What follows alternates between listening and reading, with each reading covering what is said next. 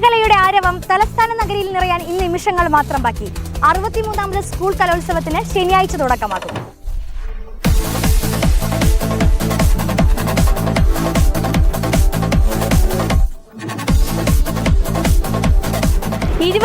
വേദികളിലായി 10,000 വിദ്യാർത്ഥികൾ മാറ്റുരയ്ക്കും. ഏഷ്യയിലെ തന്നെ ഏറ്റവും വലിയ കലോത്സവത്തിന് തിരുവനന്തപുരം ഒരുങ്ങിക്കഴിഞ്ഞു.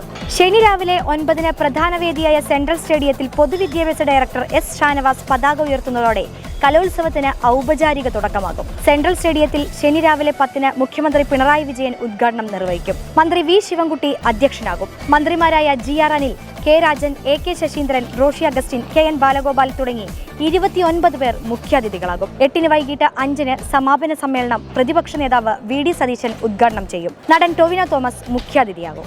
കലാപ്രതിഭകളെ വരവേൽക്കാൻ അനന്തപുരി സജ്ജമായി കഴിഞ്ഞു. കലോത്സവത്തിന്റെ വൈബ് ഒട്ടും ചോരാതെ നിങ്ങളിലെത്തിക്കാൻ ദേശാഭിമാനി ഓൺലൈനും റെഡിയാണ്. ഇനി നമുക്ക് കളറാക്കാം.